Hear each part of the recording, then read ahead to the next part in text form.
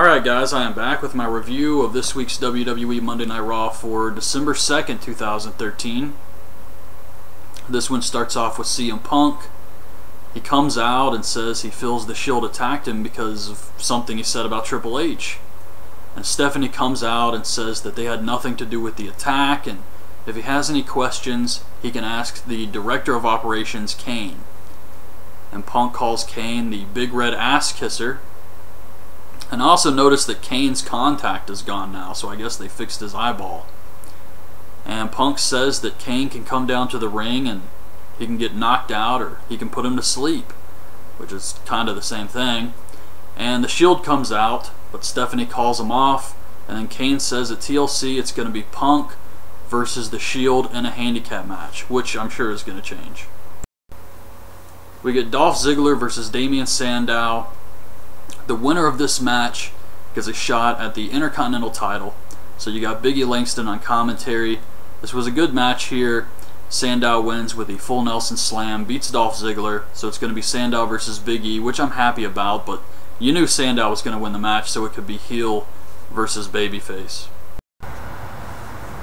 It's the Bellas and Natalya versus AJ Lee, Tamina, and Summer Rae. And AJ just skips around the ring the entire time. It was very annoying, and when she does finally get into the match, Natalya rolls her up for the win. So this was terrible, but AJ Lee pissed somebody off backstage. We're introduced to Bad News Barrett. It's Wade Barrett in a suit at a podium, and he puts down the fans. That was it. That's Bad News Barrett. It was a failure. This whole thing's a fail. Shit's weak. Backstage, Randy Orton is talking to Brad Maddox. He tells Maddox to go find the Authority and tell them that he's the greatest champion in WWE history and he's bigger than the WWE. It's Daniel Bryan versus Eric Rowan. Daniel Bryan is just back now.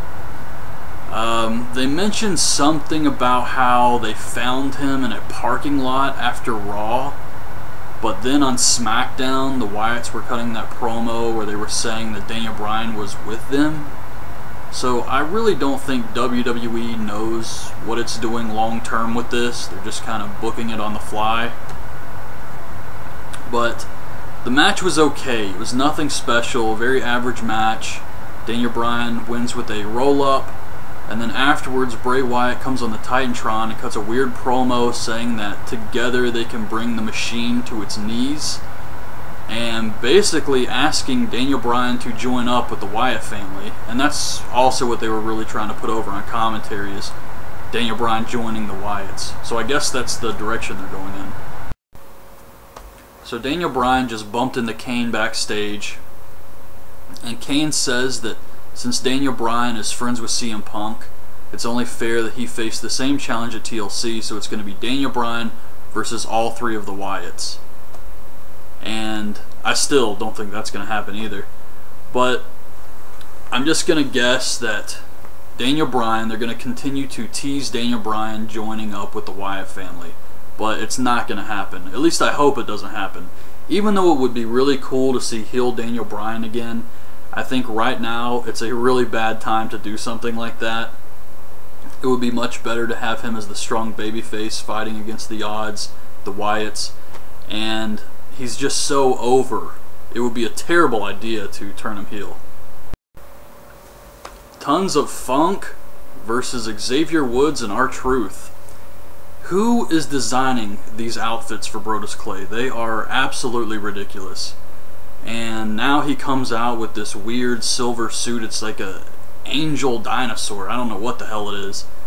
But yeah, his outfits are terrible. So Brodus Clay misses the splash. Xavier Woods rolls him up, gets the win. Brodus tries to attack him afterwards, but Truth and Xavier Woods escape. And Tensai tries to pull him back, and Brodus pushes him. And I just finished recording my SmackDown review, and I actually said that I expected Brodus Clay to feud with Tensai or turn on Tensai, and I mean, it makes sense if they're going to turn him heel, but if they are going to turn him heel, he's got to stop with the dancing and the wacky costumes. It's Sin Cara versus Alberto Del Rio. And I read online that Sin Cara this week was actually Hunico. If you couldn't tell by the gigantic tattoo that it wasn't the real Sin Cara. And I have a feeling that the real one may be done after watching this. I mean, what are they going to do? Bring him back and he doesn't have a giant tattoo? So I'm hoping the real one's gone. I mean, if they insist on using this character, stick with this guy. I mean, honestly, I don't really care about Sin Cara either way, but there's no point in bringing the real one back. At this point, just cut your losses with Mystico. But Sin Cara actually wins this match too. He hits the Swanton on Del Rio and goes over here, so I was pretty surprised by that. They show the 2007 footage of Randy Orton punting John Cena's father, which was awesome. Then we get a good promo from John Cena talking about the titles and how they're going to have one champion. And I said in my video last week that I thought this was a really bad idea, and I kind of went into more detail on this in my Q&A video. But the reason I think it's a bad idea to just have one champion is because the WWE title is the real title. And the world title is a great way to build up guys like Dolph Ziggler, Damien Sandow, Seth Rollins, Antonio Cesaro. I think it really helped Daniel Bryan.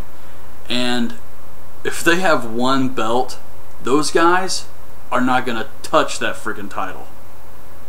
So the world title kind of took the place of the Intercontinental title. In my opinion, it's still more prestigious than the original Intercontinental title, but that's basically its purpose. This is a guy we have a lot of faith in, so we're giving him a world title run, and eventually he can get a WWE title run. That's the way it kind of works out. And if they lose that, I just feel it's going to make it even harder for guys to get a big push. Those mid-card guys, the up-and-comers, and I would really just hate to see it go away. Plus, it's like the last thing from WCW, and I always really liked that belt. But then we get a short promo from The Shield talking about how they're going to kick Punk's ass at TLC. Another thing I wanted to mention while watching this next match, the six-man tag with Big Show, The Rhodes versus The Shield. Back to the world title situation. Even if WWE isn't interested in giving someone who won the world title a run with the WWE title, it's still a great way to fill someone out and see if they're championship material. And even if they're not, it's an easy way to make some new stars by giving them a world title run. Take a guy like Cody Rhodes. What would be better for Cody? To win the Intercontinental title yet again, or get a nice run with the world title? That would really help him. And if there's only one champion, it's going to be a long time before Cody Rhodes ever sees that belt, if ever. That's all I'm trying to say. Gotta be honest, guys, this is a tough one to get through. It's like 5 in the morning, 2 hours of SmackDown, 2 hours of Raw, still got an hour left. It's a lot of wrestling. But this match was good. It's the Rhodes and Big Show versus The Shield. I did enjoy this match, but why am I watching the Big Show? He was punted in the skull, and then last week he suffered brain damage or something. Why is he back? Are they seriously afraid to go a week without the fucking Big Show? But Goldust hits a superplex on Dean Ambrose and Rollins rolls him up for the win. CM Punk cuts a promo on The Shield. He sings "I Feel Pretty," and then he gets serious and says that he knows he's going down at TLC, but he's going to try to take down as many members of The Shield as he can. Then, for whatever reason, we get another Bad News Barrett thingy, and I don't know if it's supposed to be funny. It's just, the whole thing is such a fail. Then we get Ryback and Curtis Axel versus Kofi Kingston and The Miz. This is not helping me stay awake. Ryback hits Shell Shocked on Kofi, and afterwards Miz helps Kofi up and then slaps him, and no one cared. Los Matadores are doing the WWE shop thing this week. It's Mark Henry versus Fandango. Fandango comes off the top, and Mark Henry, it looked like he was supposed to catch him and then hit the World's Strongest Slam, but he kind of just falls over. So he gets up, hits the World's Strongest Slam for the win. Then it's the Real Americans versus the Primetime Playas, and the whole thing was about Titus O'Neil puking on SmackDown, and Cesaro kills Darren Young with an uppercut for the win. We have another poll, and the fans get to choose what the new champion will be called after TLC. And you have the Unified Champion, the Undisputed WWE Champion, or the Undisputed World Champion. I actually thought the Undisputed World Champion would be more appropriate, but it's the Unified Champion that actually won the poll. We get the contract signing with John Cena and Randy Orton. They got the ring set up with tables, ladders, and chairs. They cut some promos on each other. Cena tells Orton to make a move. They fight for a little bit. Cena puts Orton through a couple of tables and holds up both belts to end the show. So that was the end of Raw this week. I have absolutely no interest in this feud. Is this seriously what Triple H considers epic? What an ass. The show overall, I thought, was pretty average. Actually below average in my opinion. I liked the 6-man tag match. I liked the stuff with the Wyatts and Daniel Bryan, but everything else was really just a lot of filler, a lot of Mark Henry versus Fandango type matches. Miz and Kofi versus Ryback and Curtis Axel. Come on. For a 3-hour show, it was just pretty boring. Definitely below average. But anyways, that's my review of Raw this week. Hope you guys liked the video. Leave your thoughts on this week's show in the comments, and thanks for watching.